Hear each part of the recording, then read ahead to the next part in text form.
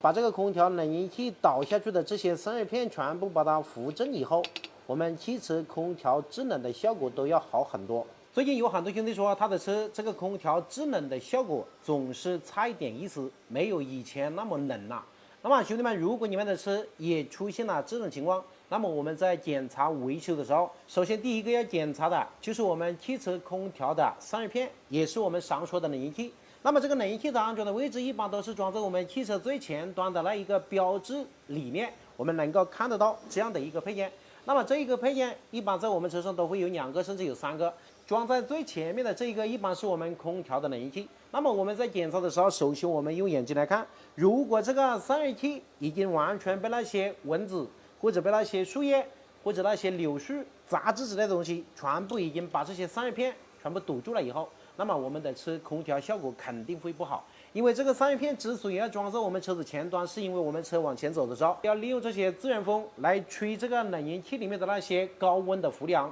这些风在经过这个冷凝器的时候，它会把这个氟利昂它的温度降低很多，降低很多以后，它就会利用这个管道接到我们的膨胀阀那里去，利用这个膨胀阀的一个节流就可以去制冷了。所以我们在检查这个冷凝器的时候，一定要看这些散热片有没有堵住。如果堵住了，我们要把它清洗掉；如果没有堵住，我们要看一下这些散热片是否倒了。如果倒了以后，我们要拿这种专业工具，要把它全部扶起来。扶起来以后，这个冷凝器的散热效果就会变得非常好。这个冷凝器的散热效果变好了以后，我们的空调的制冷力都会下降几度。第二个要检查的就是我们空调冷凝器旁边的这一个大管子里面的一个配件。那么这一个管道里面装的是什么呢？其实装的就是那些活性炭，它的作用就是来吸附氟利昂中间的那些水分和杂质的。一般我们的车空调效果不好，有可能就是我们的这个干燥剂已经完全堵塞了。只要这些制冷剂经过它的时候有阻力，那么它的流速就会变慢，那么前端的压力就会变高。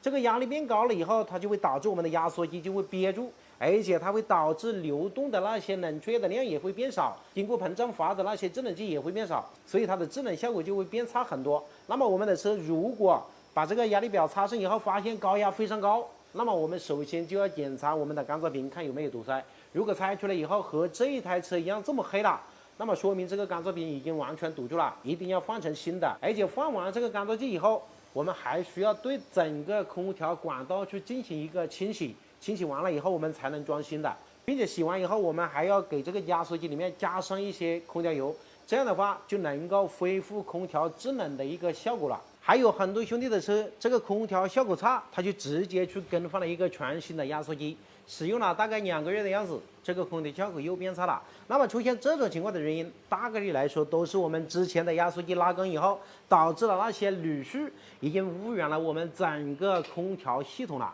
那些杂质已经跑到整个空调管道，包括这个蒸发箱和这个膨胀阀，还有冷凝器和这个干燥瓶里面去了。如果是这种情况的话，我们单独去更换压缩机是不能彻底解决这个空调效果不好这个问题的。那么我们在维修的时候，正确的方法是要把整个空调系统全部拆下来，要对它们进行一个完整的清洗，要把这些管道里面的杂质全部要洗出来，并且洗不掉的我们还需要更换成新的。要不然的话，你们就算是去换10台压缩机，这个空调效果它也修不好。所以兄弟们，你们的车如果压缩机已经拉缸了、损坏了，一定要去把整个系统洗干净，再去换这个压缩机。那我们怎么知道我们车空调效果不好是因为管道污染以后导致的？其实方法非常简单，我们只需要把这个压缩机上面的这根管子把它拆出来，然后我们来看一下这个管道里面。来，我们镜头拉近一点，正常的这个空调管道里面应该是非常干净，没有任何的一些比较脏的一些油污和杂质的。就比如这种管道，